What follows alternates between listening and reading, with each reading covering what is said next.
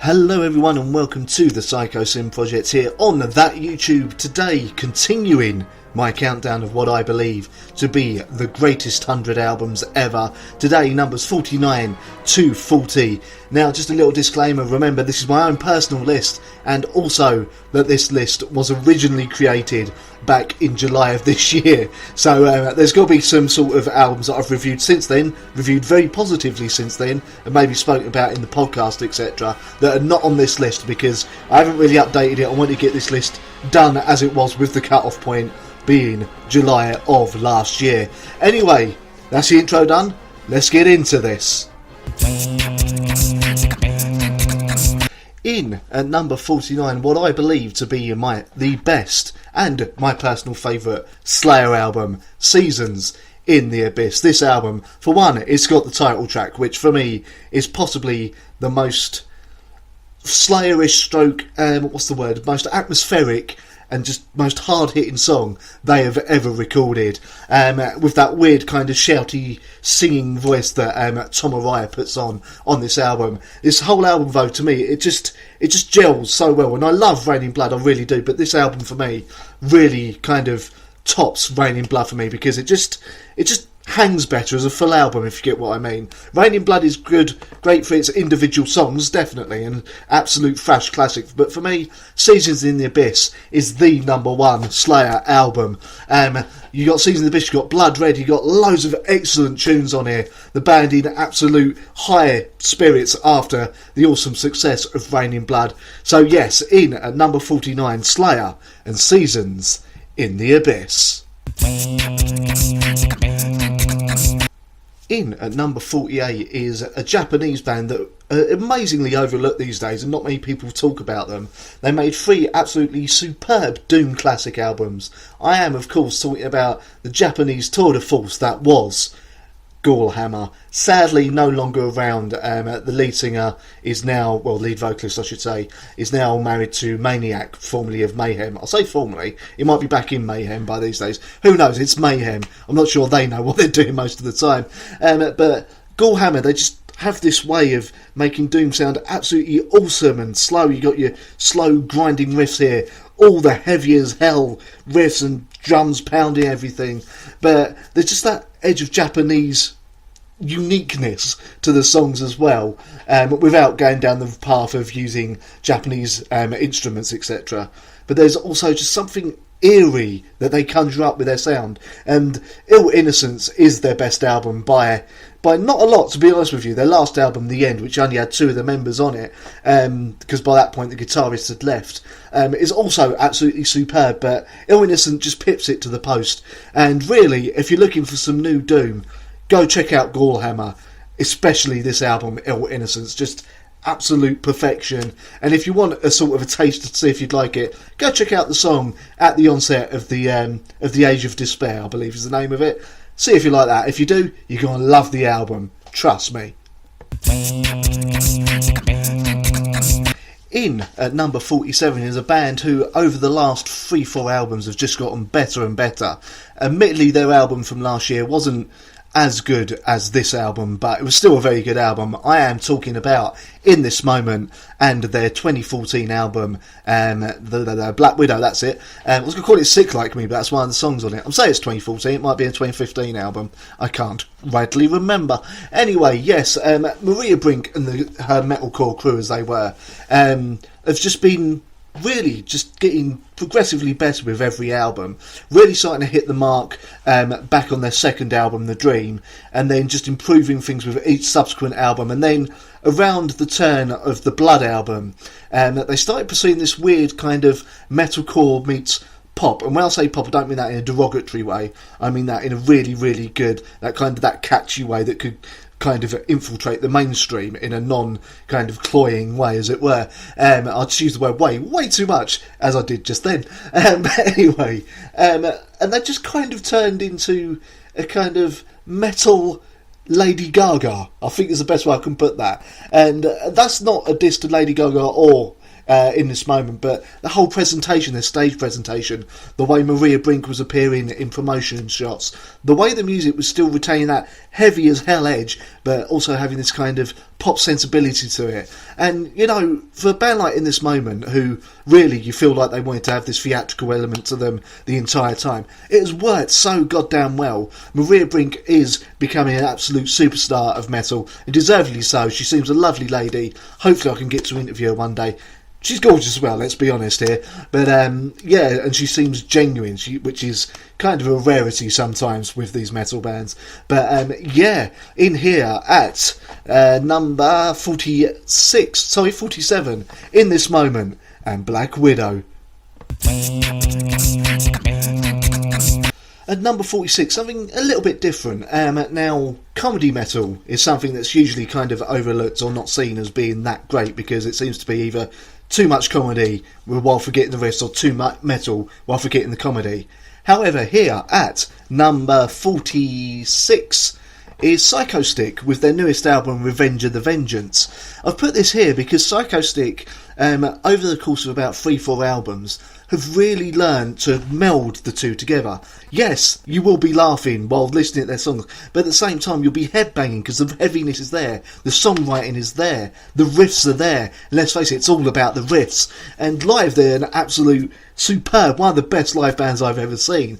But they don't forget that with the comedy in that, you've got to make good music, you've got to make memorable music. So although some may write them off as a bit of a novelty band, their albums are fantastic, their songs are fantastic, and long may they reign and continue bringing us beer and dogs who like socks. In at number 45, and I'm going to preface this saying that when I started this, I didn't say this was going to be a top 100 metal albums of all time. I said the top 100 albums of all time. So before anyone starts mad about this, but in at number 45 on my list, I think I said 46 at the moment then, is Radiohead and Kid A. This, when it was released, was a real game changer in music, because Radiohead are one of those bands that outside of metal I am absolutely obsessed with and love. In fact, they were one of the first bands ever that I truly loved and listened to non-stop. That hasn't changed much over the last few years. It's just gotten heavier with bands like Fear Factory and Strapping Young Lad, etc. But I still do listen to Radiohead, and Kid A was the moment they went from being an indie band with some really unique, interesting ideas to something that can only be described as Radiohead, to be honest with you.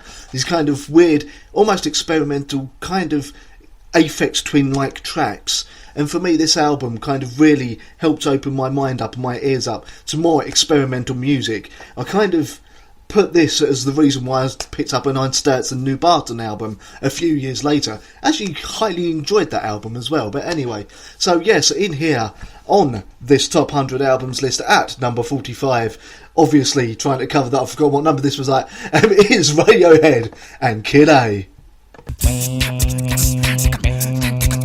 In at number 44, a band that their lead vocalist has been described as having one of the most violent sounding voices in metal. I am of course talking about Soulfly and their second album, Primitive. Okay, this does have very much a nu metal bounce to the entire album. It did come out in about 2001, and I was very much a nu metal kid. Kind of still am. I still don't mind a bit of nu metal these days, but this is Max Cavalera realising the potential of the Soulfly brand, as it were, and really bringing out the best performances out of the lineup of the band at that time, while still bringing in those world music influences that he was using during his time in Sepultura. This album is just absolutely awesome, starting with the anthem that is Back to the Primitive. You've got guest spots from Chino Marino, the guy from Willhaven whose name forsakes me. Hang on, what's his name?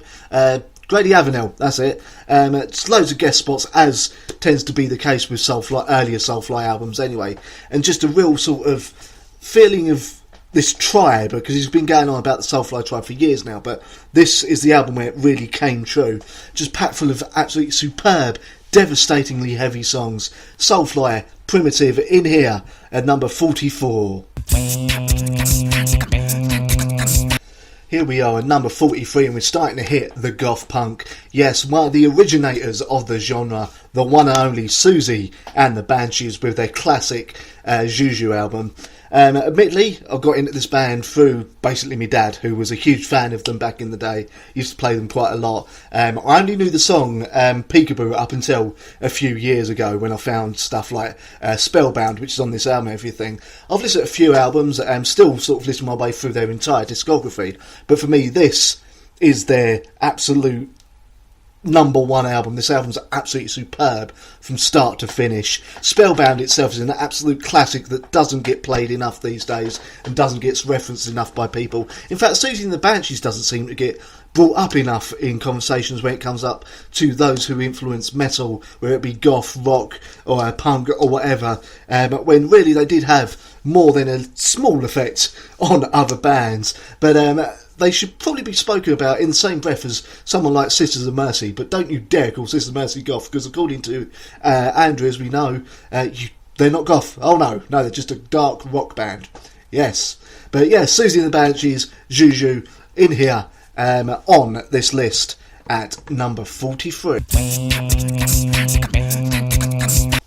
In at number 42, a band who I am gutted broke up because they really were getting better and better and become one of my favourite bands. Chimera and the Impossibility of Reason. After a really rather good and slightly different nu metal sounding debut album called Pass Out of Existence, they came steaming out of the gates with this full on pure metal classic that is the Impossibility of Reason, that to this day I think not enough people have heard. And really, this cemented what Chimera always wanted to sound like and what they were most comfortable sounding like. This was them helping to kickstart what became known as the new wave of American heavy metal. Just fair enough, it was them and Lamb of God, I do believe. Unfortunately, Chimera ended up running into problems with members leaving and other issues with labels, etc., which led to pretty much the whole band, apart from Mark Hunter, quitting a couple of years ago, at which point he put Chimera to rest. However, I would love to see these guys come back again. I saw them live back in the day on what was called the Road Rage Tour in London, and it was absolutely awesome. It was them, El Nino and Spineshank, if I remember rightly. Absolutely awesome tour, absolutely superb album. You owe it to yourself to give this a listen. In at number 41, and I'm going to have a few people argue with me on this, but what I feel to be the best album by the band, Nightwish and Endless Forms Most Beautiful. Now, don't get me wrong, I love the work they've done with Tarja. I even love the work they did with, the second vocalist, who's Annette, that's it, there we go, that weren't doing a good service, was it? And I love her new project as well, The Dark Element. And I don't feel that there was a problem with her at all, but a lot of Nightwish fans did. But yeah, Floor has probably fit the band the best ever. This is the best they've ever sounded. There's a real newfound kind of confidence to their sound on this album, and they've kind of tempered the length of the songs down, so now that a song doesn't keep going when it feels like it should have naturally concluded about 5-10 minutes ago, as was the case sometimes. Even the 25-minute epic at the end of the album, which is called The Greatest Show on Earth, that song, which should probably have felt like it was going on for a bit, didn't seem like 25 minutes at all. It was so measured with its peaks and troughs in its sound. It was absolutely superb and a fantastic closer to this album. Here's to many more albums with Floor, and hopefully to Nightwish even managing to blow this album away. In at number 40, one of the best UK bands to come out of the whole nu metal era, 1 Minute Silence, and their debut album available in all colours. This is one of the bands and one of the albums that truly solidified my love of metal in general. Okay, it might seem a little bit tame these days, but this really was the UK answer to Rage Against the Machine, a band that just didn't quite get to the levels that they should have. They split up many, many years ago after a very disappointing and fairly poor third album. They've come back recently, but not really done much on the album front. Hopefully they'll come back with a really good album again, but this album is just superb. This and the second album I can recommend to everyone. Buy now, save later, and available in all colours. Absolutely superb if you like your rap metal. And when I say rap metal, I mean proper rap metal that is politically charged and not just sort of people rapping because it happens to be the in thing. This is done with a love of hip hop and metal at the same time, and it's just absolutely superb. You've got New Dogs, New Tricks kicking the whole album off. You've got Stuck Between a Rock and a White Face, which is absolutely superb, and not bad for a bunch of people from, let's see, there's the vocalist is from Ireland, I believe the bassist is from Gibraltar, and you've got 2 people from London as well in the band, and it all clashes together. This was also one of the best UK live bands as well. Some of you may remember seeing them open for Slipknot during their Iowa tour here in the UK, and hopefully you got there early enough to see them live. Absolutely superb. Anyway, that is the end of today's video. Continuing my countdown, we are now coming up to the last 40 albums of my favourite top 100 albums ever. Fucked that sentence up, didn't I? But anyway, thank you very much for watching. On screen you can see my Patreon, link to my Patreon if you want to help my channel sort of improve itself, help me as well to continue getting to bigger interviews with bigger bands, etc., and to improve the quality of my videos as well. I'd like to get a better camera and all that, and better recording equipment, because I'm using quite a cheap mic to do this. But anything that you put into the Patreon is very much, very, very much appreciated. Also, a big quick shout out to Attic Ghost and his channel. He is a Patreon of mine, absolute superb guy, definite supporter of the channel. I'll support his channel as well. Go check out his channel. He's very much your prototypical goth, as it were, with a bit of a twist, and his videos are always quite fun. I can probably recommend recommend his vlogs about the festivals that he goes to, because they are very, very passionate, and he talks with a clarity that not many people do in vlogs. He tells it as it is, and the vlogs, you can tell, you can feel the fun he's having and the vibe of the festival. Also check out the one where he drinks the hot drink, because his reaction's really rather amusing. Anyway, thank you for watching. I'll be back again soon. See you then.